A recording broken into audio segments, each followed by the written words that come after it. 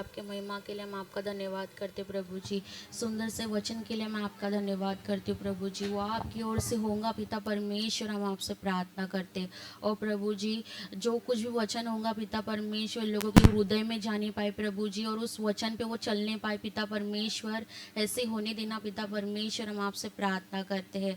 हम धन्यवाद करते पिता परमेश्वर। Thank you Lord, thank you Jesus. सारा आदर गौरव हम आपको देते हैं और यीशु मसीह के नाम से मांगते हैं। सुंदर बड़े दया से ग्रहण कीजिए, आमीन।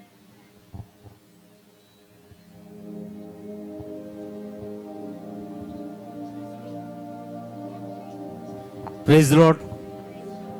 परमेश्वर को महिमा करेंगे हम, है ना, धन्यवाद करेंगे हर बातों के लिए। सच में परमेश्वर हमारा भला परमेश्वर है। बोलो, पर बाजू वालों को बोलो, परमेश्वर हमारा भला परमेश्वर है। जोर से बोलेंगे, परमेश्वर हमारा भला परमेश्वर है। मैं अपने परमेश्वर को बहुत प्रेम करता हूं। बोलो जोर से, मैं अपने प्रभु यीशु मसीह को बहुत प्रेम करता हूं, है ना। Praise the Lord. मैं परमेश्वर को धन्यवाद करूंगा कि आज से हम फेसबुक यूट्यूब में दोनों में लाइव जा रहे हैं, है ना।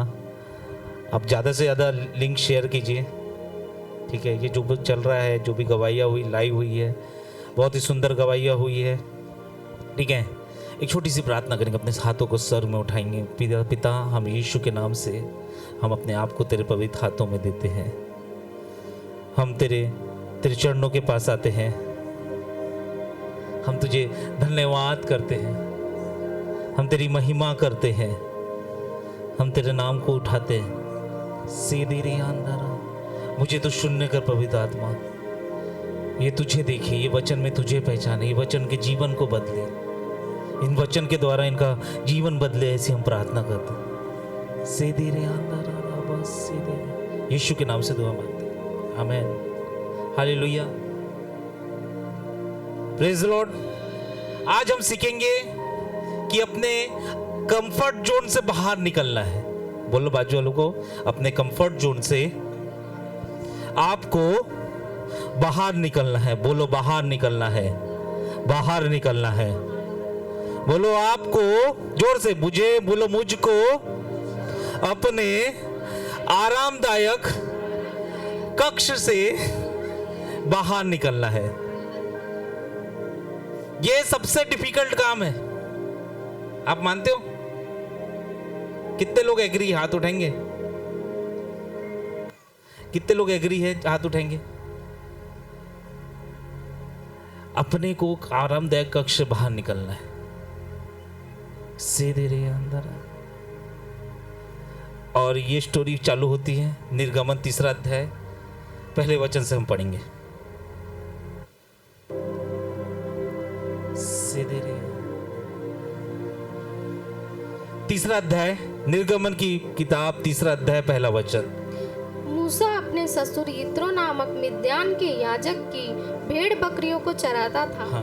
और वह उन्हें जंगल की पश्चिमी और होरेब नामक परमेश्वर के पर्वत के पास ले गया। बस यहाँ पे मूसा के बारे में पता है आप लोगों को? यहाँ देखो, मुझे मेरी तरफ देखो, मेरी तरफ देखो, मैं अच्छा नहीं दिखता क्या? मेरी तरफ देखो। मूसा यहाँ पे किस ओर गया? जंगल की ओर। बोलो जंगल की ओर गया। इंग्लिश में लिखा है मोसेस वेंट टू विल्डरनेस, जंगल की ओर गया। बोलो मूसा जंगल की ओर गया। और वो जंगल में क्या था? वो पहाड़ थी जहां पे परमेश्वर उससे मिलना चाहता था। आज का वचन हमको बता रहा है कि हमको अपने कंफर्ट जोन से निकलकर जंगल की ओर जाना है। हमको अपने कंफर्ट जोन से निकलकर एक स्ट्रगल की ओर जाना है, कि एक ऐसी जगह जाना है जहां पे हमको शायद सुविधाएं नहीं मिलेगी, शायद आराम नहीं मिलेगा, है ना। हम एक ऐसे जोन में रह रहे हैं जो नेगेटिव फिजिकल जोन बोलते हैं, नेगेटिव शारीरिक जोन। पैसा रहेगा तो मैं खुश रहूंगा, नहीं तो नहीं रहूंगा, ये सोच है ना हमारी। हाँ, खाने को रहेगा तो मैं खुश रहूंगा तो नहीं रहूंगा। इवन कुछ कलीसिया में ऐसा बोला जाता है, वहां खाने को मिलेगा तो हम जाएंगे, नहीं तो नहीं जाएंगे, क्योंकि 2 संडे को हमको खाना नहीं बनाना। तो हम क्या कर रहे हैं? अपने आप को एक कंफर्ट जोन से बाहर नहीं निकाल रहे। आप एग्री करते हैं? अब जिसको एसी में रहने की आदत है वो बाहर निकलेगा क्या? नहीं, क्योंकि वो उसको कंफर्ट जोन पसंद आ गया है, उसको आरामदायक जोन पसंद आ गया है ना। और मूसा का वचन कह रहा है कि मूसा कहाँ निकला? फिर से पढ़ेंगे। मूसा अपने ससुर इत्रो नामक मिद्यान के याजक की भेड़ बकरियों को चराता था। हाँ। और वह उन्हें जंगल की पश्चिमी ओर होरेब नामक परमेश्वर के पर्वत के पास ले गया। यहाँ पे परमेश्वर मूसा को कहाँ लेके गया? जंगल की ओर। और जंगल की ओर क्या था? वो पर्वत था जहां पे परमेश्वर यहोवा मूसा से मिलने वाला था। आपको पता है, किसको किसको पता है ये स्टोरी? मूसा से परमेश्वर ने बातें की पर्वत में। तो वो मूसा की पहली जिंदगी ऐसी थी कि वो एक इजिप्शियन, एक मिस्री देश में राजकुमार था, मस्त आराम से जिंदगी जी रहा था, कंफर्ट जिंदगी जी रहा था, है ना। उसके यहाँ नौकर थे, उसके यहाँ चाकर थे, उसके पास खाने का सब कुछ था, वो कंफर्ट की जिंदगी जी रहा था। बोलो जोर से, मूसा कंफर्ट की जिंदगी जी रहा था। अपने 40 वर्ष तक मूसा कंफर्ट की, बोलो आरामदायक, बोलो आरामदायक, ऐसा बोलो, आरामदायक, बोलो आरामदायक, ऐसा बोलो आरामदायक, जोर से, आरामदायक जीवन जी रहा था। 1 से 40 साल तक मूसा आरामदायक जीवन जी रहा था। जब वो छोटा बच्चा था तो उसकी माँ ने टोकरी में डाल दी थी, और तब से वो राजा के घर में, मिस्री राजा के घर में आराम से रह रहा था, आराम से खा रहा था, और उसको कोई टेंशन नहीं थी। लेकिन उसको पता था कि भाई मैं यहूदी हूं, तो उसने किसी यहूदी को मारते हुए देखा, और यहूदी को बचाने के लिए उसने अपने बल से उसने काम किया। क्या किया? अपने बल से काम किया, और यहूदी को बचाने के लिए अपने बल से उसने काम किया। लेकिन उस काम में वो सक्सेसफुल नहीं हुआ। वो चाहता था यहूदी जो व्यक्ति था उस गुलामी से वो छूट जाए, उसको यातनाएं ना पड़े, इसलिए उसकी मदद किया। मदद करने के चक्कर में उसने मिस्री व्यक्ति की हत्या कर दी। पहला, वो आरामदायक स्थिति में था, बोलो वो आरामदायक स्थिति। जब आप कंफर्ट जोन में रहते हो, तो आप परमेश्वर के काम करना चाहते हो, तो वो कंप्लीट नहीं होंगे। क्योंकि मूसा कंफर्ट जोन में था, उसके पास राजा का सुख था, राजकुमार का सुख था, और वो कंफर्ट जोन में रहते हुए परमेश्वर काम करना चाहता है, यहूदी को छुड़ाना चाहता था, लेकिन उससे वो नहीं जमा। बाइबल ऐसा बताती है कि वो वहां से निकाला गया और one of the most wanted criminal बन गया मिस्री साम्राज्य का। क्या बन गया? मोस्ट वांटेड क्रिमिनल बन गया मिस्री राज्य का। यहां देखो मेरी तरफ। अब वो मिस्र से भागकर इधर आया, मिदनानी के यहाँ, ठीक है, मिदनानी देश आया। अब मिदनानी देश में 40 से 80 साल तक, बोलो 40 से 80 साल तक उसकी शादी जेथरो नामक जो याजक था उसकी पुत्री जिसका नाम सफोरा था उससे हो गई, और वहाँ पे उसके बच्चे भी हो गए और शादी भी हो गई। फिर से वो कंफर्ट जोन में चले गया। उसका काम क्या था? दिन भर भेड़ चढ़ाना, मस्त आके खाना, फिर से कंफर्ट जोन। लेकिन परमेश्वर ने मूसा को जन्म से पहले ही चुन लिया था। जैसे यिर्मयाह की किताब में लिखा कि मैंने तुझे जन्म से रचने से पहले ही चुन लिया था। तो मूसा को भी परमेश्वर ने जन्म से पहले चुन लिया था। बोलो, जन्म से पहले चुन लिया था। अब जन्म से पहले चुनने के बाद अब मूसा की कॉलिंग आई। अब मूसा की कॉलिंग क्या आई कि तू जो आराम की जगह में बैठा है, तू जो अपने ससुर जित्रो के यहाँ बैठा है, आराम कर रहा है, तू वहां से निकल और कहाँ? जंगल में। और जंगल में जब वो पहाड़ में गया, दूसरा तीसरा वचन पढ़ेंगे। और परमेश्वर के दूत ने एक कटीली झाड़ी के बीच आग की लौ में उसको दर्शन दिया। परमेश्वर के दूत ने कटीली झाड़ी में क्या किया? उसको, बोलो, मूसा को दर्शन दिया। कहां दर्शन दिया? आराम वाली जगह पे दर्शन दिया। कहां पे? जब वो जंगल गया तब वो दर्शन दिया। आप समझ रहे हैं ये वचन आपको क्या बताना चाहता है? ये वचन आपको आपके आरामदायक कक्ष से बाहर निकालना चाहता है। आज ये वचन मूसा की तरह आप जो आरामदायक जीवन जी रहे हो उससे बाहर निकालने को ये वचन कहा जा रहा है परमेश्वर के द्वारा। जब तक आरामदायक कक्ष में मूसा था तब तक परमेश्वर उसको दर्शन नहीं दिया। जब तक आरामदायक कक्ष में मिस्र के राज्य में मूसा था तब तक यहूदी को नहीं छुड़ा पाया। लेकिन जब वो आरामदायक कक्ष से मूसा बाहर निकला और जब परमेश्वर ने उसको दर्शन दिया तब मूसा कुछ और बदल गया। इंग्लिश में लिखा है वो जलती हुई झाड़ी को इंग्लिश में बोलते हैं बर्निंग बुश। क्या बोलते हैं? वो बर्निंग बुश मूसा का टर्निंग बुश बन गया, है ना। आपको अपनी जीवन बदलना है, हमको अपना जीवन बदलना है, टर्न करना है। तो आज वचन कह रहा है कि आप आरामदायक कक्ष से बाहर निकलो, आप आराम की जगह से बाहर निकलो। मूसा जब तक जित्रो के उसके ससुर के घर पे आराम से था तब तक परमेश्वर का दर्शन नहीं देख पाया था। लेकिन जिस समय वो अपने आरामदायक कक्ष से बाहर निकला, जंगल में गया, पहाड़ में गया, तब उसका जीवन बदल गया। वो दिन जंगल में जाना उसके लिए आम बात नहीं थी। ससुर के घर पे खाना, भेड़ चढ़ाना उसके लिए आम रूटीन था। लेकिन उस दिन उसने अपने रूटीन को चेंज किया, उसने अपनी आदत को चेंज किया और उसने क्या किया?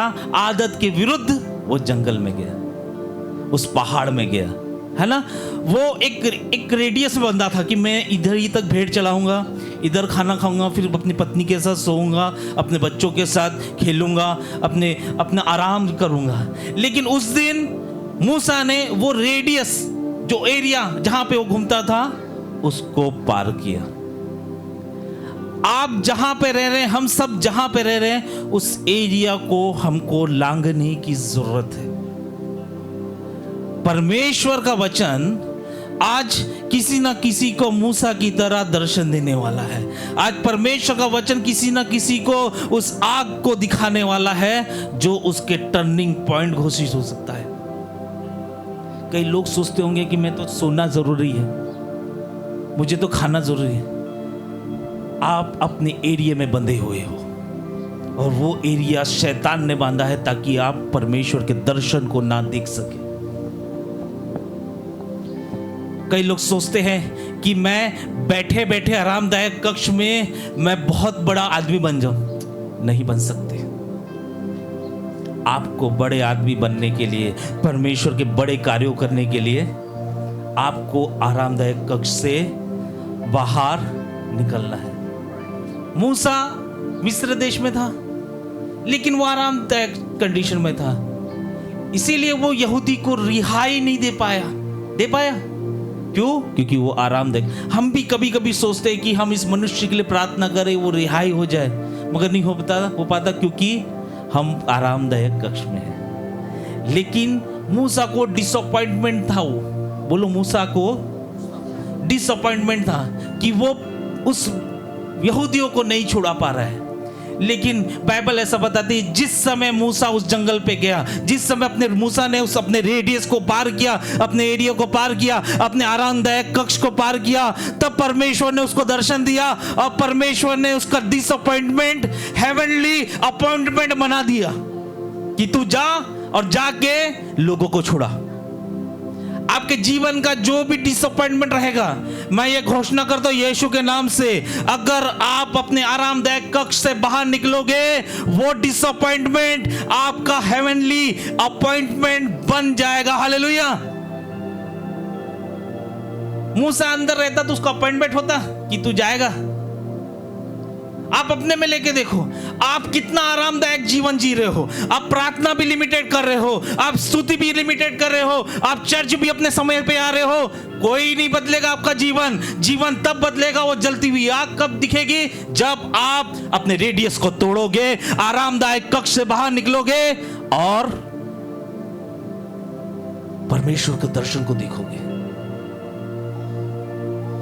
सोचो हम कितने आरामदायक जीवन में फंस गए हैं। कितने लोग एग्री करते? हाथ उठाएंगे। मूसा जब तक आरामदायक कक्ष में था वो कुछ नहीं कर पा रहा था परमेश्वर का। परमेश्वर के कामों को नहीं कर पा रहा था, लेकिन जिस समय वो आरामदायक कक्ष से बाहर निकला, वो परमेश्वर के लिए बड़े बड़े काम करना चालू कर दिया।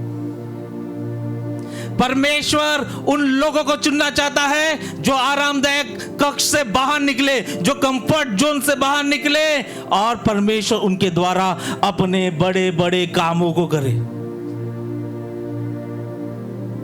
समझ में आ रहा है? बोलो, मैं अपने आरामदायक कक्ष से बाहर निकलने वाला हूं। बोलो हाथ उठा के, मैं अपने आरामदायक कक्ष से बाहर निकलने वाला हूं।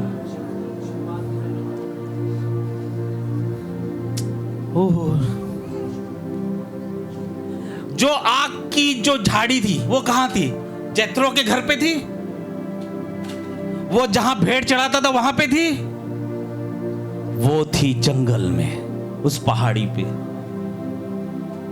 वैसे ही आपके जीवन का टर्निंग पॉइंट आपके दैनिक जीवन के कार्यशैली में नहीं, उससे पार करने के बाद जमेगा। समझ में आ रहा है? हाँ, वो आपका जीवन तब बदलेगा जब आप अपने दिनचर्या के कार्यशैली से बाहर निकलोगे, जब आप अपने कंफर्ट जोन से बाहर निकलोगे।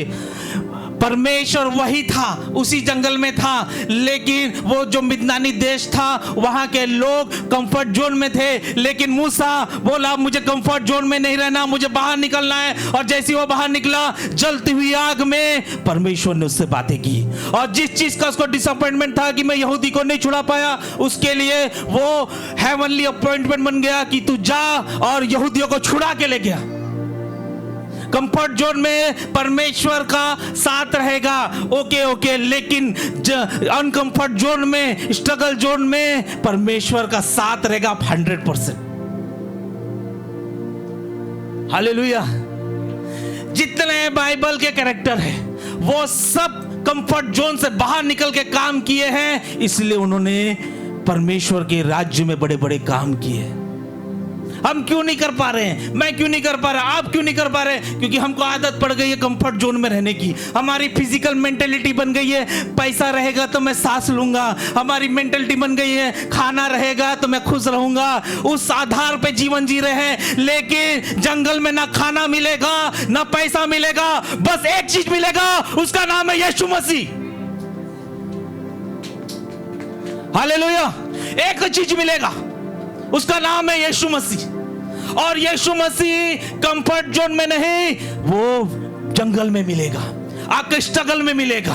क्यों आप स्ट्रगल करने से डर रहे हो? क्यों आप अपने एरिया को बढ़ाने से डर रहे हो? क्यों अपने क्षेत्र को बढ़ाने से डर रहे हो? आप जाओ उस क्षेत्र में, आप 1 घंटा प्रार्थना करते हो, कल से 3 घंटा प्रार्थना करना चालू करो, क्षेत्र को बड़ा करो, जलती हुई आग आपसे बात करेगी।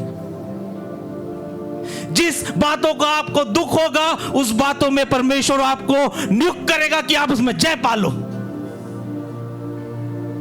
बोलो जोर से, मैं अपने आरामदायक क्षेत्र से बाहर निकलना चाहता हूं। Praise the Lord. कब तक आराम करोगे? कब तक ये मूर्ति मसीह बन के बैठे रहोगे?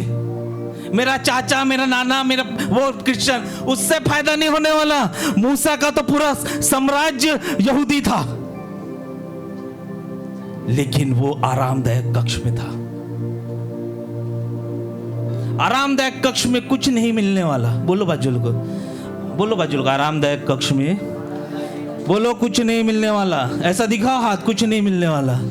मूसा को कुछ नहीं मिला मिस्र में, मूसा को कुछ नहीं मिला जेत्रो के घर में। मूसा को तब मिला जब वो जंगल में गया, अपने रूटीन से बाहर काम किया। वो रोज जंगल में जा रहा था क्या? नहीं, उस दिन उसने रूटीन से हटकर काम किया।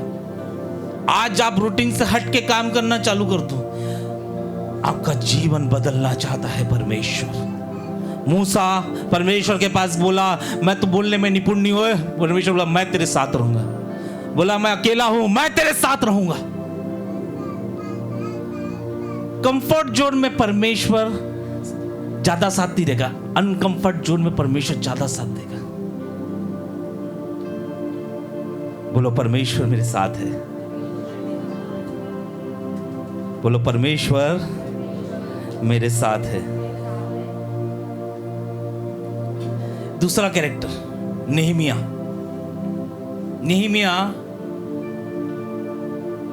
वो ईरान या तो पर्शिया देश में रहता था, यरूशलेम से 1000 मील दूर, बहुत दूर। लेकिन नेहमिया के पास एक व्यक्ति ने खबर भेजा कि यरूशलेम की दीवारें गिर गई है, शहरपना गिर गया है और उसके दरवाजे जल गए हैं। नेहमिया बोला, मैं तो कंफर्ट जोन में हूँ, मैं तो राजा को पिलाने वाला मेन पियाऊ हूँ, मैं तो गद्दे में सोता हूँ, मैं तो राजा के महल में रहता हूँ।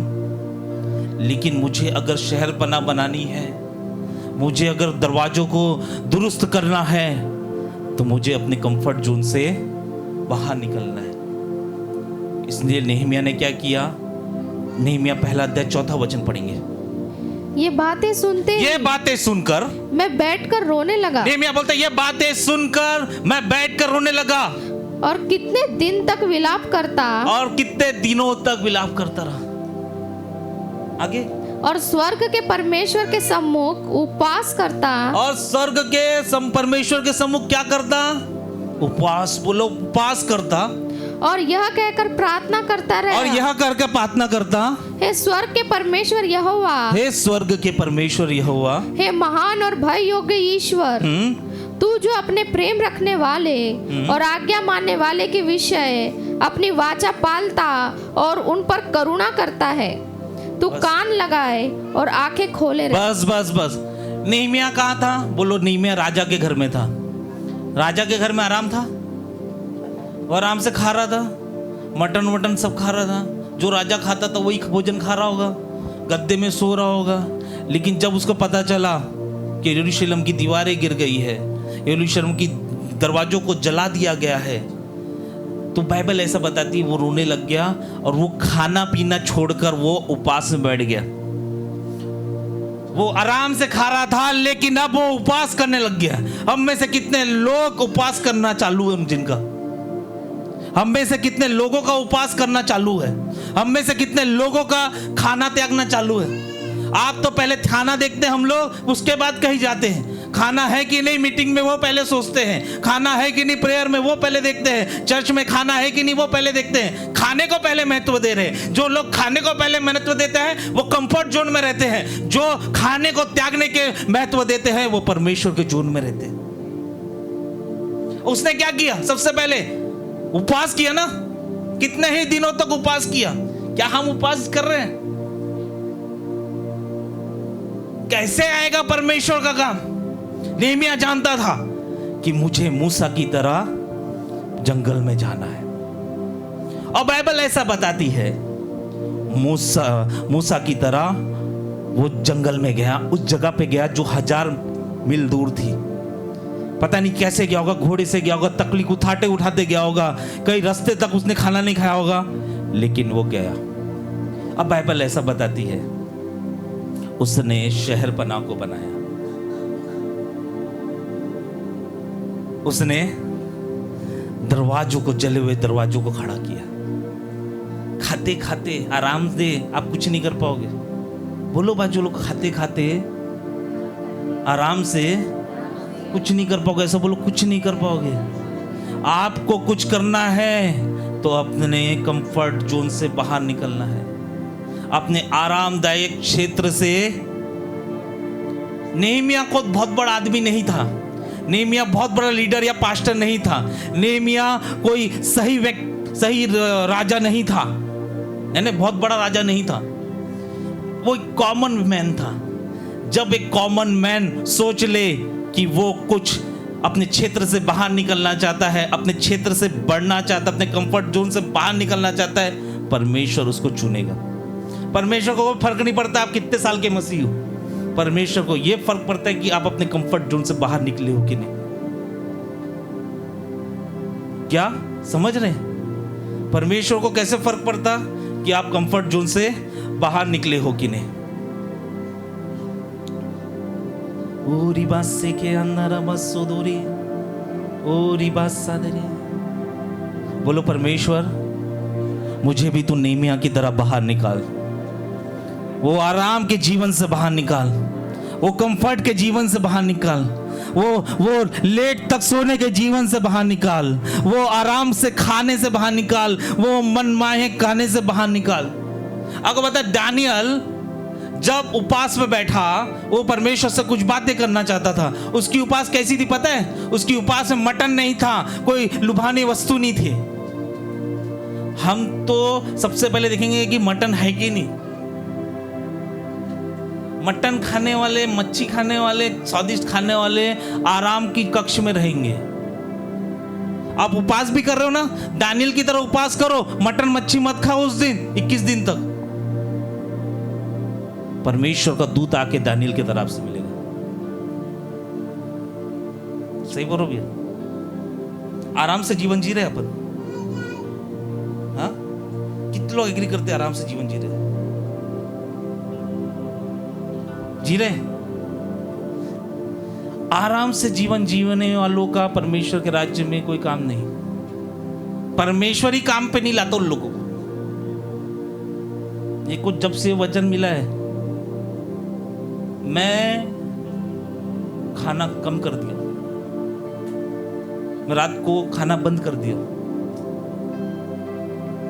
क्योंकि मुझे आराम से नहीं रहना, मुझे कंफर्ट जोन में नहीं रहना। मुझे परमेश्वर के लिए बड़े काम करने हैं, मुझे परमेश्वर के लिए नेहमिया बनना है, मुझे परमेश्वर के लिए मूसा बनना है। मुझे अपने आराम के कक्ष से बाहर आना जरूरी है। आराम के कक्ष में आपको सुविधाएं रहेगी, जंगल में आपको सुविधाएं नहीं रहेगी।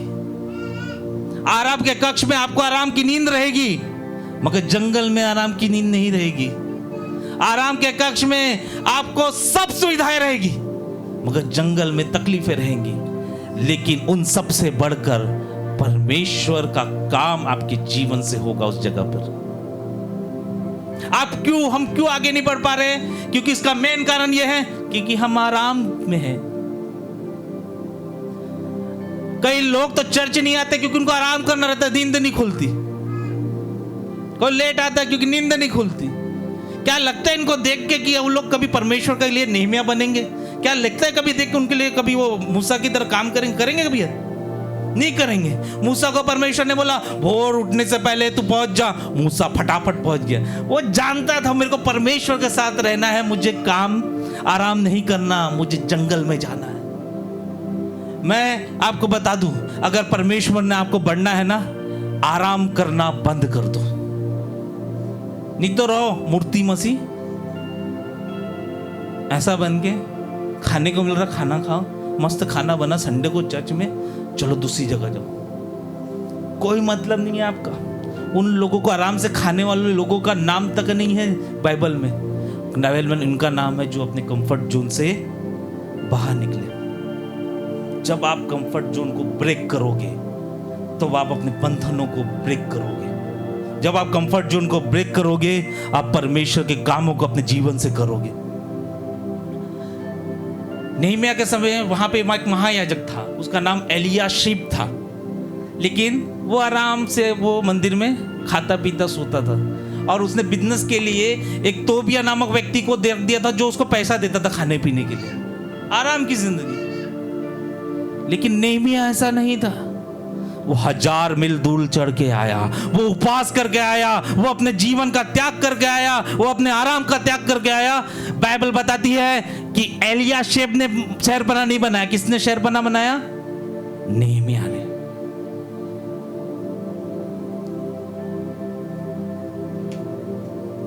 परमेश्वर का वचन आपको बोल रहा है, आराम के जीवन से बाहर निकलो, सुस्ती के जीवन से बाहर निकलो। 1 घंटा नहीं 4 घंटा प्रार्थना करो, खाना को थोड़ा कॉम्प्रोमाइज करो, खाने को थोड़ा त्यागो।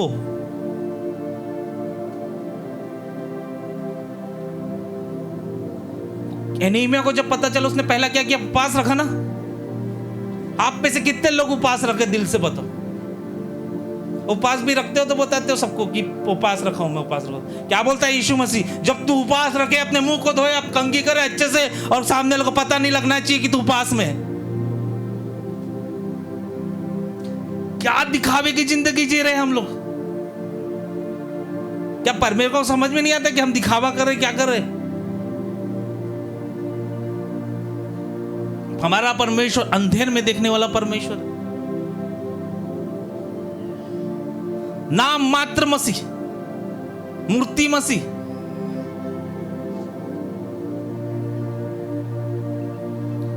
और तीसरा एग्जाम्पल यीशु मसीह,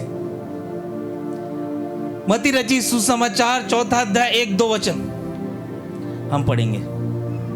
यीशु मसीह की मिनिस्ट्री की शुरुआत, बोलो यीशु मसीह की, जोर से, यीशु मसीह की सेवा की शुरुआत 40 दिन के स्ट्रगल से हुई। पढ़ो 1-2।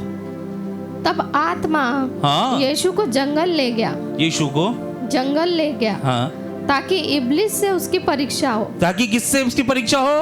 इब्लिस से। इब्लिस से। 40 दिन और 40 रात निराहार रहा। 40 दिन, कितना? 40 रात।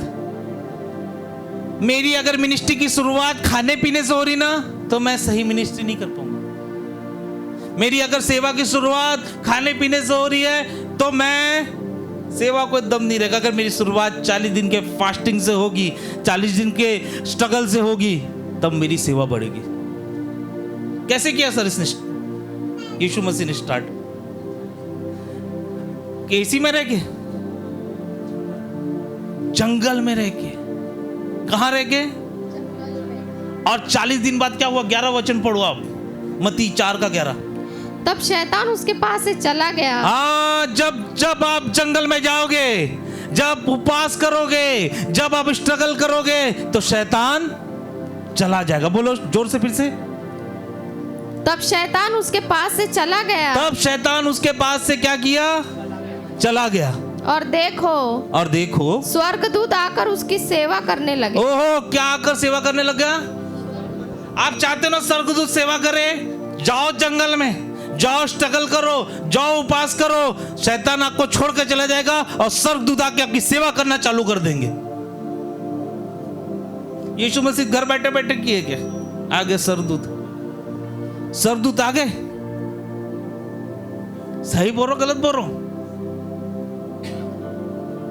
यीशु की मिनिस्ट्री की शुरुआत 40 दिन के स्ट्रगल से हो रही है सर। और जब 40 दिन का स्ट्रगल खत्म हुआ, शैतान उसे छोड़ के चला गया और स्वर्गदूत, बोलो स्वर्गदूत, उसकी आके सेवा टहल करने लग गए। जब यीशु मसीह जंगल में गया, उसकी फाइट हुई शैतान से। जब वो आराम से था तब फाइट नहीं हो रही थी शैतान से। आराम वाले व्यक्ति के पास हमेशा शैतान प्रबल रहता है, इसलिए फाइट नहीं करता। आप फाइट किससे करोगे? जो उससे प्रबल रहेगा उससे ना। कमजोर से आप फाइट करोगे क्या? कमजोर तो ऑलरेडी सरेंडर है। जो लोग आरामदायक कक्ष में हैं, जो लोग कंफर्ट जोन में हैं, वो ऑलरेडी सरेंडर है शैतान के सामने। क्या है? लेकिन जो लोग कंफर्ट जोन से बाहर है, जो लोग जंगल में है, वो शैतान से लड़ेंगे। बाइबल ऐसा बताती है, यीशु मसीह ने शैतान से लड़ा वचनों से, और शैतान उसे छोड़कर, शैतान पहला क्वेश्चन उसको, ये पत्थर को क्या बना दे? वो बोला, मैं कंफर्ट जोन वाला नहीं हूं रे भाई, मैं ये नहीं हूं जो रोटी के पीछे जाएगा, मैं वो नहीं हूं जो रोटी के पीछे जाएगा, मैं वो वहां की कोई लेडीज नहीं है जो रोटी के पीछे जाएगी। मैं पवित्र आत्मा से भरा यीशु मसीह हूं, जो रोटी से नहीं वचन से जीवन। हम पहले रोटी, वचन बाद में सुनेंगे, पहले रोटी। कई लोग तो खाना खाने के लिए जाते हैं यार। सही बोल रहा हूं, गलत बोल रहा हूं? वचन सुनने के लिए नहीं जाते खाना। क्यों? क्योंकि वो शैतान के सामने सरेंडर है। शैतान ने क्या किया? उनके ऊपर कुत्ते का पट्टा बांध के उनको सरेंडर करके रखा है। क्यों? क्योंकि ऑलरेडी सरेंडर, कंफर्ट जोन वाला ऑलरेडी सरेंडर है। लेकिन जो जंगल में जा रहा है, जो अपने कंफर्ट जोन से बाहर निकल रहा है, वो शैतान से लड़ रहा है। हमको शैतान से लड़ना है जंगल में। बोलो, हमको शैतान से जंगल में लड़ना है। कंफर्ट जोन में शैतान नहीं हारेगा, वो अनकंफर्ट जोन में हारेगा शैतान।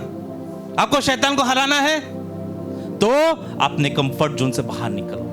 आपको शैतान को रुलाना है, अपने कंफर्ट जोन से बाहर निकलो। आपको शैतान को भगाना है, अपने आरामदायक कक्ष से बाहर निकलो, क्योंकि वो एरिया शैतान को हराता है। आपका कंफर्ट जोन शैतान को नहीं हरा सकता। बोलो मुझे कंफर्ट जोन में नहीं रहना। कोई बोले मुझे कंफर्ट जोन में नहीं रहना। एक और खास बात बताता हूं, जब तक आप कंफर्ट जोन में, आप गुलामी में हो, आप बंधन में हो। यहूदी मिस्र राज्य में गुलामी में थे कितने साल तक? 400 वर्ष तक। कभी उनकी लड़ाई नहीं हुई, कभी दुश्मन सेना ने आके, जब तक गुलामी में थे कब तक कभी नहीं लड़ाई की। जब गुलामी में थे मिस्री यहूदी मिस्री के, एक दुश्मन आके इनको वार नहीं किया सर। एक दुश्मन, बोलो एक भी दुश्मन आके उनको हमला नहीं किया। लेकिन जब वो जंगल में गए, जब गुलामी छोड़ के जंगल में गए, उनका पहला युद्ध अमालेकियों से हुआ। जंगल में ही युद्ध होगा, आरामदायक जगह में कुछ युद्ध नहीं होगा। पढ़े निर्गमन 17:8, जहां पे अमालेकियों के साथ इस्राएलियों की लड़ाई हो रही है। सर 400 साल तक वो उनसे कोई नहीं लड़ा, ना वो लड़ना जानते थे। पढ़े तब अमालेकी आकर हाँ रिपीदीम में इस्राएलियों से लड़ने लगे। हाँ तब मूसा ने यहोशू से कहा, हाँ हमारे लिए कई पुरुषों को चुनकर छांट ले हाँ और बाहर जाकर अमालेकियों से लड़। अमालियों से क्या कर? लड़। गुलामी में लड़ने बोल रहे क्या? अरे गुलामी में आप उसके बंधन में हो, वो आप लड़ ही नहीं सकते, वो आपका बॉस है। बाइबल ऐसा बताती है 10-12 वचन में कि यहोशू उसकी सेना लड़ते रहे। ये भाऊ जो था मूसा परमेश्वर का दास, वो पहाड़ में गया और अपने हाथ उठा के रखा था। बाइबल ऐसा बताती जब तक उसने अपने हाथ को उठा के रखा था तब तक अमालेकी के ऊपर इजरायली प्रबल होता था। जैसे ही वो हाथ नीचे रख देता था, अमालेकी इजरायली के ऊपर प्रबल होते थे। उसका हाथ भर आया, बाइबल ऐसा बताती उसका हाथ भर आया। उसके जो हारून थे उसने उसको बैठा दिया और उसके दोनों हाथों को पकड़ के ऊपर ही रखा। जब तक हाथ ऊपर थे तब तक इजरायली जीत गए थे। मूसा भी कंफर्ट जोन में नहीं था लड़ाई करते समय, हाथ को ऊपर उठाए हुए था। पढ़ेंगे 10-12 वचन, 10 से 11, 10 से 12। मूसा की इस आज्ञा के अनुसार यहोशू अमालेकियों से लड़ने लगा। हाँ। और मूसा, हारून और हूर पहाड़ी की चोटी पर चढ़ गए। जब तक मूसा अपना हाथ उठाए रहता था तब तक तो इजराइल प्रबल होता था, परंतु जब जब वह उसे नीचे करता तब तब अमालेक प्रबल होता था। हाँ। पर जब मूसा के हाथ भर गए तब उन्होंने एक पत्थर लेकर मूसा के नीचे रख दिया और वह उस पर बैठ गया। हाँ। और हारून और हूर एक एक अलंग में उसके हाथों को संभाले रहे और उसके हाथ सूर्यास्त तक स्थिर रहे। उसके हाथ को पकड़े रखा। हम यहाँ वर्शिप में हाथ नहीं उठाते, कौन उठाएगा हाथ? कंफर्ट जोन में कुछ नहीं होगा आपका, आप ऑलरेडी बंधन में हो। हाथ जिसके उठते हैं जो बंधन में नहीं।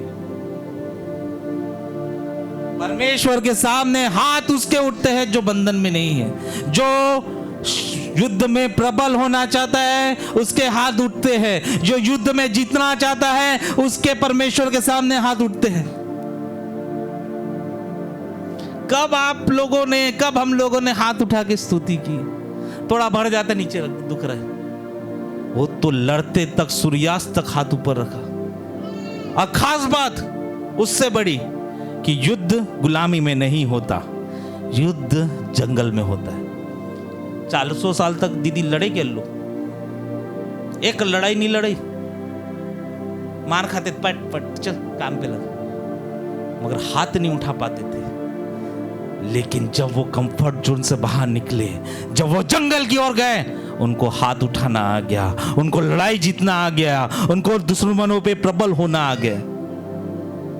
आप क्यों नहीं जीत पा रहे हो, आप क्यों प्रबल नहीं हो पा रहे हो फाइनेंस में, क्यों प्रबल नहीं हो पा रहे हेल्थ में, क्यों प्रबल नहीं हो पा रहे अपने जीवन कार्य में? क्योंकि आपको कंफर्ट जोन में रहने की आदत पड़ गई है। चर्च भी नाम मात्र की एक जगह बता दी है जहां पे संडे को 8 से 11 बैठना है, आ जाना है। कंफर्ट है ना, सही बोलो दीदी। जमेगा तो आएंगे, नहीं तो नहीं आएंगे, क्या करना उससे। सही है, आप शैतान के लिए सही हो, आप उसके लिए गुलाम हो। जैसे इजरायली मिस्री के लिए गुलाम थे, आप भी गुलाम हो शैतान के लिए। लेकिन हम ये वचन सुनने के बाद मैं गुलाम नहीं रहूंगा। ये वचन सुनने के बाद मैं मूसा की तरह लड़ूंगा, मैं नेमिया की तरह शहरपना बनाऊंगा, मैं उपवास करूंगा।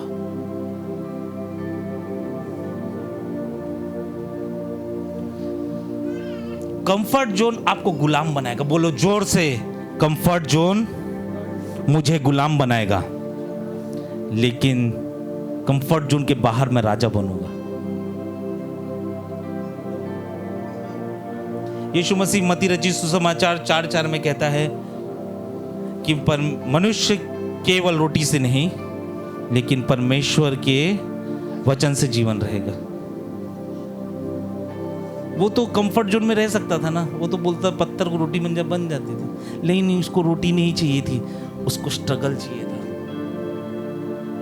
उसको सताव चाहिए था।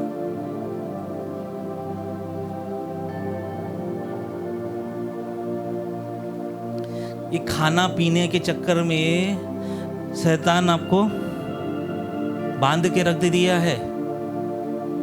फिर जाओगे मुझे बंधन है, फिर कोई गिराएगा, गिरोगे, फिर उठ के आ जाओगे, फिर से बंधन में चलोगे। ये आपके बस शारीरिक खुशी के लिए आप बंधन में फंसे हो, शरीर को खुश करने के लिए आप बंधन में फंसे हो। सो रहे हो 12 बजे तक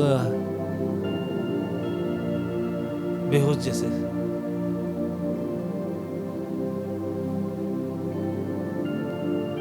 खाने पीने की, पता है बाइबल खाने पीने वालों को क्या बोलती है? एजिकेल नबी की किताब 16 अध्याय 49 वर्स 16 का 49 पढ़ो, ध्यान से टिक करना बाइबल में, ऐसा ना लकीर मानना इस वचन को। खाना पीने और आराम करने वालों के लिए पढ़ो 16 का 49। देख तेरी बहन सदोम का अधर्म।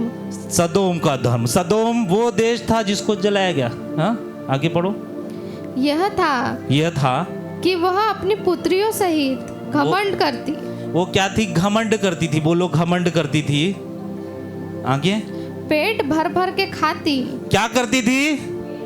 बोलो बाजू वालों को पेट भर, ऐसा दिखाओ, ये देखो ऐसा दिखाओ, पेट भर भर के खाती थी। बोलो दिखाओ बाजू वालों को, पेट भर भर के खाती थी और सुख चैन से रहती थी। और सुख चैन से रहती थी। बोलो ऐसा बोलो बाजू वालों को, सुख चैन से रहती थी, ऐसा सुख चैन से। सोचो अपने बारे में, क्या मैं तो पेट भर के नहीं खाता? क्या मेरी जिंदगी सुख चैन से नहीं है? क्या हुआ उस देश का? जल गया, खत्म कर दिया परमेश्वर ने। क्या करती थी? खाती थी। एक और वचन निकालेंगे, नीति वचन 23 का, टिक किया उसको। एजिकल 16 का 49 था और नीति वचन 23 का 21।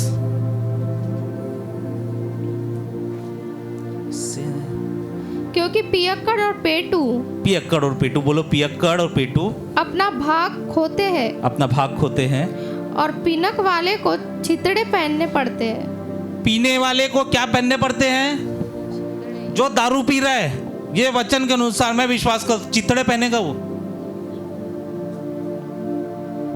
मैं किसी मनुष्य पे खुश नहीं करता, मैं बता रहा हूं, जो दारू पीता है वो चितड़े पहनेगा, और जो खाना पीना करते हैं वो क्या करेंगे? पढ़ो फिर से। क्योंकि पियक्कड़ और पेटू अपना भाग खोते हैं, खो देंगे अपना भाग, जो है वो क्या हो जाएंगे? बोलो खो देंगे, ऐसा बोलो खो देंगे, ऐसा हाथ करो, खो देंगे। कौन? खाने पीने वाले लोग। या तो चर्च खत्म होता नहीं, क्या है खाने का, क्या है पीने का, चल कार में चल, चखना क्या रखा है, दारू क्या रखा है।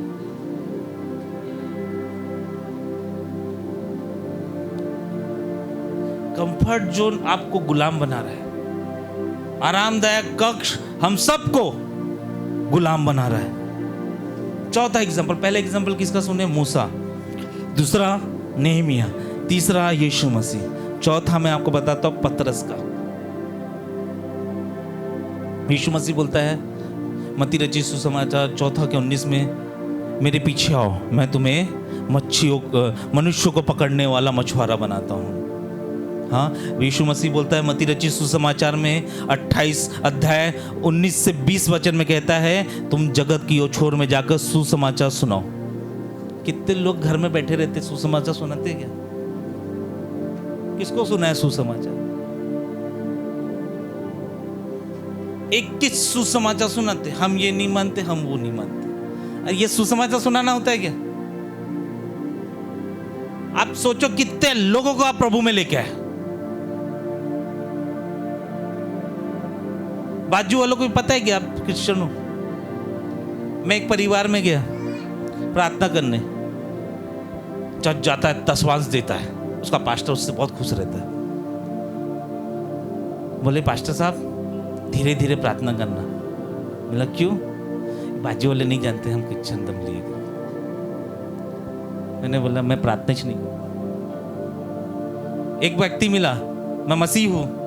बोला कहाँ मसीह है? मन में मसीह हूं, मन में विश्वास करता हूं।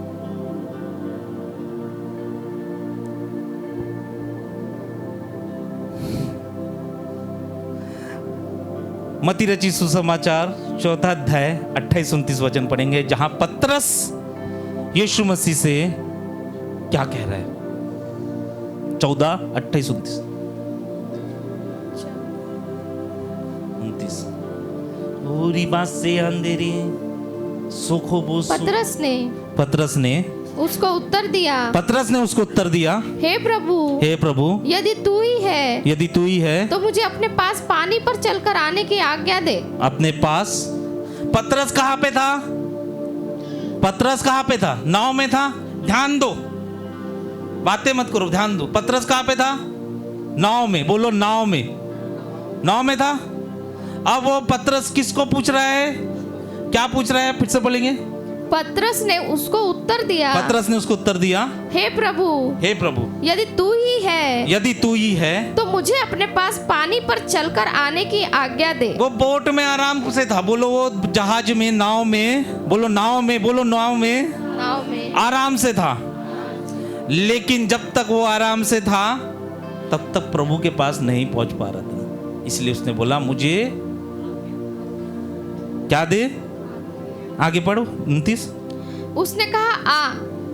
तब पतरस नाव पर से उतरकर यीशु के पास जाने को पानी पर चलने लगा। यीशु के पास जाने को बोलो पानी पे चलने लगे। क्या पानी पे कोई चल सकता है? पानी पे क्यों नहीं चल सकते? बोट पे बैठा था आराम से, लेकिन यीशु के पास जाना है तो आपको पानी में चलना होगा। यीशु के पास जाना होगा तो आपको अपने बोट से बाहर निकलना होगा। वो बोट, वो नाव वहां का कंफर्ट जोन था, लेकिन यीशु के पास पहुंचने के लिए आपको आपके नाव से निकलना जरूरी है ना? कई लोग नाव में बैठे रहे, लेकिन पतरस नाव से बाहर निकला और वो चला। उसने यीशु को पाया। अगर आपको सच में जीवित परमेश्वर को पाना है, जीवित यीशु मसीह को पाना है, उस परमेश्वर के पुत्र को पाना है, तो आपको कंफर्ट जोन से बाहर निकलना जरूरी है। आपको कंफर्ट जोन से बाहर निकलना जरूरी है। पतरस जब तक नाव में था तब तक वो जा पाया यीशु मसीह के पास? कब गया वो? जब वो बाहर निकला। बाहर खतरा है, उसको मालूम था मैं डूब जाऊंगा, लेकिन यीशु से मिलना है तो आपको बाहर निकलना पड़ेगा।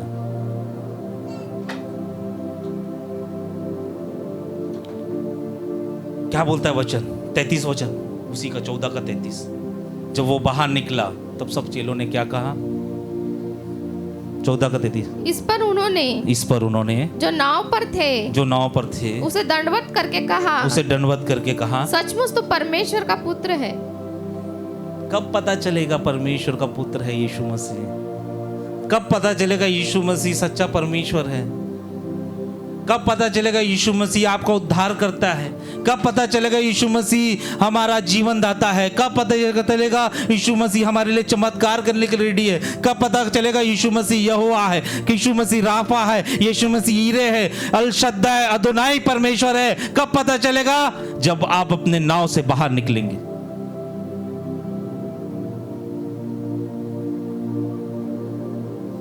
पतरस बाहर निकला, तभी उन लोगों ने बोला ना, क्या बोला?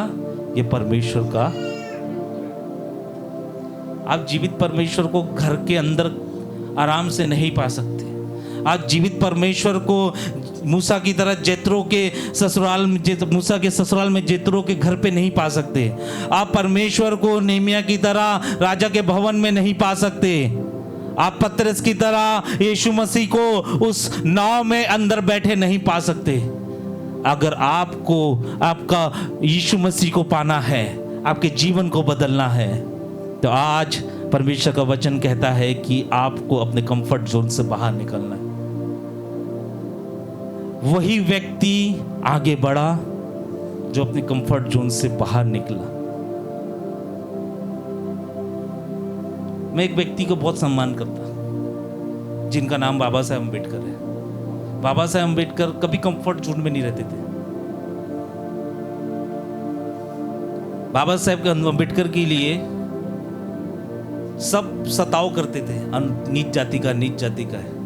लेकिन जब उनको हक मिला कि संविधान बनाने का, उसने अपने कंफर्ट जोन को छोड़ दिया कि इसने मेरे लिए ऐसा बोला, उसने मेरे साथ ऐसा किया, इसने ऐसा किया, इसने वैसा किया, और सब कुछ भूल कर उसने संविधान लिखा, सबको बराबरी में रखकर। आज इसीलिए वो महात्मा है। आपका कंफर्ट जोन आपको घमंड लेके आ रहा है। आपका कंफर्ट जोन आपको कमजोर बना रहा है। आपका कंफर्ट जोन आपको गुलाम बना रहा है। आपका कंफर्ट जोन आपके ऊपर शैतान को प्रबल कर रहा है। आप कंफर्ट जोन में बस खा पी सकते हो, वही जिंदगी बन रहेगा। लेकिन अलग काम करना है, परमेश्वर के साथ चलना है, परमेश्वर के साथ बड़े कामों को करना है, तो हमको कंफर्ट जोन से बाहर निकलना जरूरी है। पतरस डर गया, हवा आई तो डर गया, लेकिन हमको डर को मारना है। कई लोग सोचते होंगे पैसा नहीं रहेगा तो हम कैसे करेंगे, आराम नहीं करूंगा तो मेरा शरीर ढीला हो जाएगा, खाना नहीं खाऊंगा तो मेरा शरीर बीमार हो जाएगा। डर रहे हो, लेकिन यहोशू 1:9 में परमेश्वर का वचन कहता है, यहोशू को मत डर, मैं तेरा परमेश्वर तेरे आगे आगे चलूंगा। वो आगे आगे उसके चलता है जो अपने आराम के कक्ष में नहीं रहता। आप बताओ, मैं एक परमेश्वर का नबी होने के नाम से आपको बोल रहा हूं, मैं आप लोगों ने बहुत कुछ खोया है अपने आरामदायक कक्ष के लिए। आप लोगों ने कई उपलब्धियां खो दी है, बर्बाद कर दी है। क्यों? क्योंकि आपको आरामदायक कक्ष में रहना पसंद है। आपने बहुत कुछ खो दिया है क्योंकि आप आरामदायक कक्ष में हो। आपने बहुत कुछ बर्बाद कर दिया है क्योंकि आप आरामदायक कक्ष में हो। लेकिन मैं आपको बोलना चाहता हूं, आज ये बताना चाहता हूं, आप आज से अपने आरामदायक कक्ष से बाहर निकले। आप अपने आरामदायक कक्ष से बाहर निकले। क्यों ना हम खड़े हो जाए। ओरी बस से दे रे सिके दिया अंदर बस। ओ परमेश्वर, ओ रबो सुर। कई लोगों के घुटने आरामदायक हो गए होंगे क्योंकि उन्होंने घुटने की प्रार्थना करनी बंद कर दी।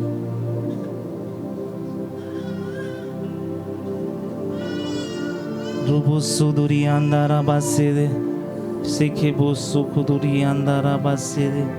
कई लोगों ने घुटनों को रुबो सो दूरी अंधारा सीखे दी अंधारा बुसो सीखे दी अंधारा वो सुख दूरी सीखे अंधारा बोलो मेरे घुटने आराम के बन गए हैं। उसको मैं कंफर्ट, अपना शरीर आपने कंफर्ट जोन में रखा है। आप चाहते तो हो परमेश्वर के बड़े काम को करना, लेकिन आराम के जोन में। आप मूसा की तरह चाहते हो यहूदियों को गुलामी से छुड़ाना, लेकिन मिस्रियों के आराम के जोन में। ऐसा नहीं होने वाला। आपको यहूदियों को छुड़ाना है तो आपको जंगल में जाना पड़ेगा। आपको परमेश्वर के लिए काम करना है, नेमिया की तरह 1000 मील दूर अपने क्षेत्र से जाना पड़ेगा।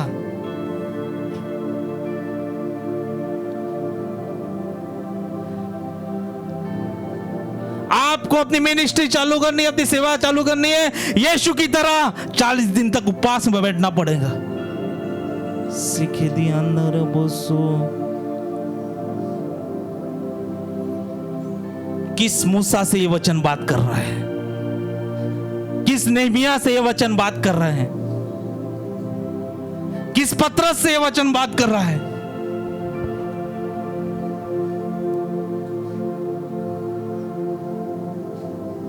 आरामदायक कक्ष से बाहर निकलो, आपको सोच से बढ़कर जॉब मिलेगी।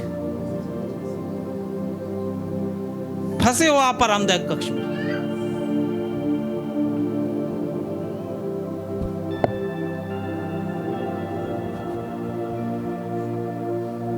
और बात से अपने हाथों को उठाओ, उस शक्ति को प्रबल ना होने दो। उस मूसा की तरह निरंतर अपने हाथों को उठाए रखो। ओ युद्ध लड़ने के लिए तैयार हो जाओ। आपको डर लगता है, वचन कहता है यहोशू 1:9 में, मत डर, मैं तेरा परमेश्वर सदैव तेरे साथ रहूंगा। और ये बात सीखे। आज परमेश्वर का वचन आपको जंगल की ओर पुकार रहा है। आज परमेश्वर का वचन आपको वो जलती हुई आग को दिखा रहा है। वो जलती हुई आग आपकी बदलती हुई आग कहलाएगी। वो आपका डिसअपॉइंटमेंट आज आपका हेवनली अपॉइंटमेंट घोषित होगा। अगर ये वचन लेके आप जाओगे, अगर जीवन भर इस वचन के साथ रहोगे, परमेश्वर आपके जीवन से बड़े बड़े काम करेगा। वो आराम वाले लोगों से नहीं। वो साउल आराम से अपने तंबू में बैठा था, लेकिन वो जंगल में घूमने वाला, वो मैदान में घूमने वाला दाऊद जाके गोलियत को मार दिया। वो आराम वाले लोगों के लिए लड़ाई नहीं है। वो आराम वाले लोगों के लिए लड़ाई नहीं है। शैतान वो आराम करने वाले लोगों से लड़ाई नहीं करना चाहता। वो ऑलरेडी उनके गुलाम है। शैतान उससे लड़ेगा जो जंगल में है, जो आरामदायक कक्ष से बाहर है।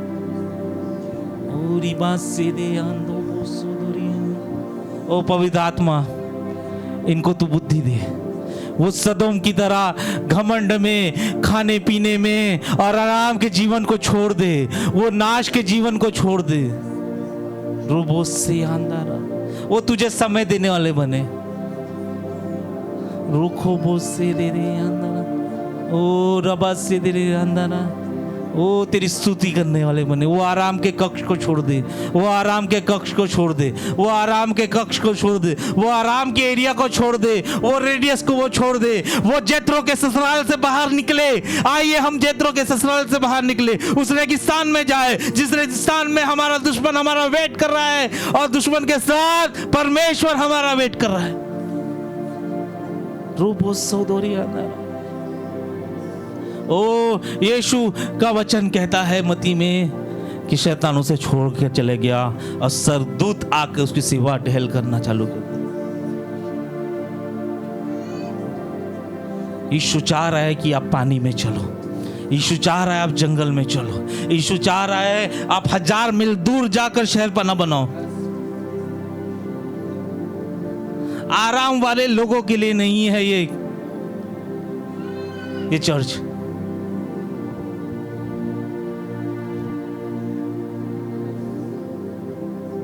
कई लोग आराम के जीवन जीने के लिए परमेश्वर से दूर चले गए, फंस गए परमेश्वर पर। कई लोग आराम की जीवन जीने के लिए परमेश्वर से दूर चले गए, बंद के रह गए बंधन में शैतान के। वो इज़राइल लहसुन और आलू खाने के लिए गुलाम रह गया, क्योंकि लहसुन आलू खाने में उनको इंटरेस्ट था। 400 वर्ष तो गुलाम रहे। हम सब खाने पीने में, क्या हम में से कुछ लोग को पवित्र आत्मा बोल रही है कि तू दानियल की तरह उपवास रख, मांस मच्छी छोड़ने वाला उपवास रख, मीठी सबसे मीठी चीज़ों खाने त्यागने वाला उपवास रख? क्या हम में से कितने लोग हैं जिसको पवित्र आत्मा बोल रही है कि तू यीशु की तरह उपवास रखना चालू कर? क्या हमारे में से कितने लोग हैं जिसको पवित्र आत्मा बोल रही है तू प्रार्थना करना चालू कर, तू रोना चालू कर, तू विलाप करना चालू कर? अभी भी नहीं समझ पा रहे हो आप? शैतान ने आपके आरामदायक कक्ष में हमको सभी को गुलाम बना के रखा है, क्योंकि शैतान को मालूम है हम वो इजरायली है जिनको लहसुन और आलू पसंद है। सीधे रे बोलो, बातें करो परमेश्वर से, बोलो परमेश्वर से। बोलो मैं आरामदायक कक्ष में नहीं रहना चाहता। बोलो ये वचन मेरे जीवन में उतर जाए। बोलो जोर से आवाज उठा के। ओरी बात से दे रे लिखा ना सीखे ध्यान दो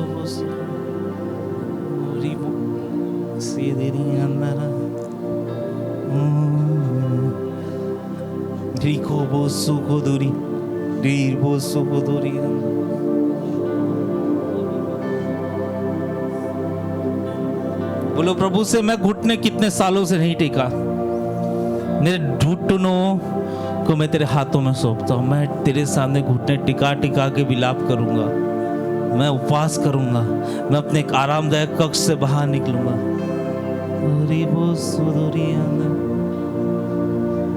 किसी को घुटने टिकाने का मन कर रहा है, वो घुटने टिका के परमेश्वर के सामने जाए, लेकिन वो कक्ष से बाहर निकले, वो आरामदायक कक्ष से बाहर निकले, वो आरामदायक दुनिया से बाहर निकले, वो रेडियस से बाहर निकले, वो खाने पीने वाले जीवन से बाहर निकले। वो मूसा को बुला रहा है, शायद वो आपको भी बुला रहा है। वो नेहमिया को बुला रहा है, शायद वो आपको भी बुला रहा है।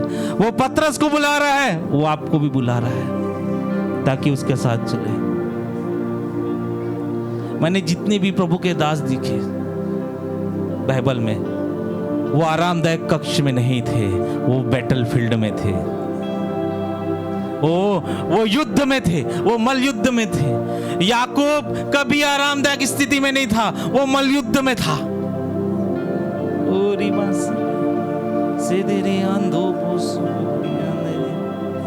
ओ परमेश्वर तेरी महिमा, हमको बाहर निकाल उस आरामदायक कक्ष से। हम मांगते हैं प्रभु, हमें सामर्थ्य, तेरा वचन दे। हम डरे नहीं, हम कभी भयभीत ना हो। हम तेरे पुकारे चले, हम बाहर निकले अपने डेली रूटीन से, डेली दिनचर्या से बाहर निकले। नाम मात्र मसीह ना बने, तेरे कार्यों को करने वाले मसीह बने। होने दे प्रभु, हमारा जीवन टर्निंग करने वाला जीवन हो। हमारे जीवन को बदल दे, हमारे जीवन को बदल दे। माँ केवल नाम मात्र चर्च आने वाले ना बने, दूसरों को खुश करने वाले ना बने।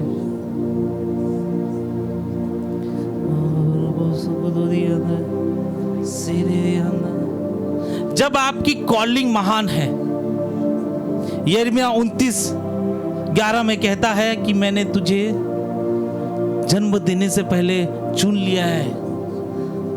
तो आपको आराम से क्यों हो?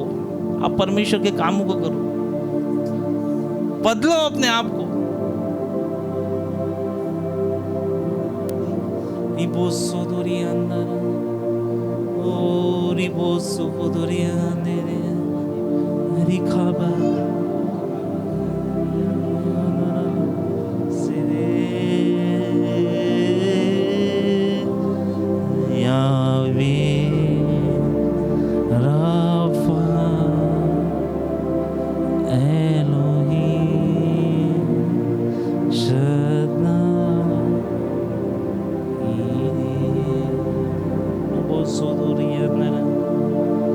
बोलो, प्रार्थना करो, अन्य भाषा बोलो, बोलो, अपनी आवाज को उठाओ, ऊंचा उठाओ।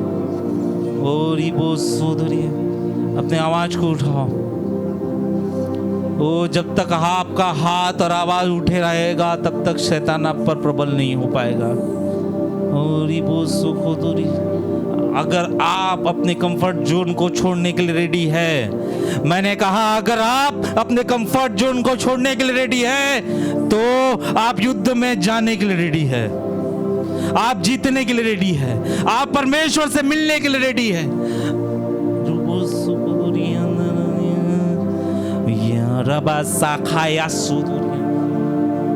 ओ प्रभु, मुझे अपने कंफर्ट जोन से बाहर निकाल, मुझे बाहर निकाल, मुझे अपने कंफर्ट जोन से, मुझे अपने आरामदायक कक्ष से बाहर निकाल, मुझे खाने पीने के लालच से बाहर निकाल, मुझे तेरे प्रार्थना करने वाला बना, तेरे संग अपने घुटनों को टिकाने वाला बना, तेरे संग रहने वाला बना। मैं अपने कंफर्ट जोन से बाहर निकलूं। मैंने बहुत कुछ खो दिया है इस बंधन के जीवन में, इस गुलामी के जीवन में, इस कंफर्ट जोन में बहुत कुछ खो दिया है, बहुत कुछ मैं नहीं पा पाया हूँ, लेकिन अब मैं पाना चाहता हूँ, मैं निकलना चाहता हूँ, मैं मूसा की तरह बाहर निकलना चाहता हूँ, तुझसे उस पहाड़ पे मिलना चाहता हूँ, उस जलती हुई आग को देखना चाहता हूँ, उस पवित्र आत्मा की आग से मिलना चाहता हूँ। पवित्र आत्मा की आग उसको मिलेगी जो कंफर्ट जोन से बाहर निकलेगा।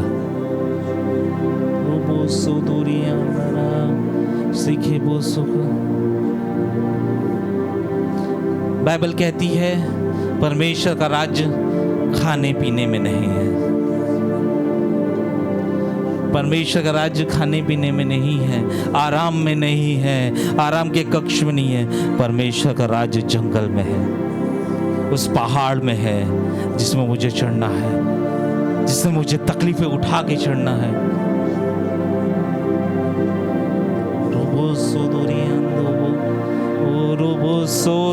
बदलो अपने आप को, एक वादा करो परमेश्वर से, वादा करो कि मैं मूसा की तरह जेथरो के घर से बाहर निकलूंगा, मैं अपने एरिया से बाहर निकलूंगा, मैं अपने रेडियस से बाहर निकलूंगा।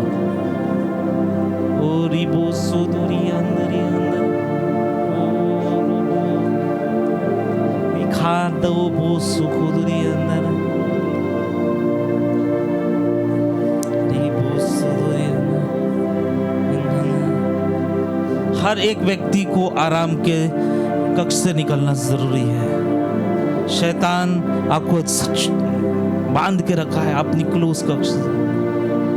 आप उत्तम फास्टिंग करो, उत्तम उपवास रखो परमेश्वर के लिए। हाँ, फलों और भोजनों को त्यागो।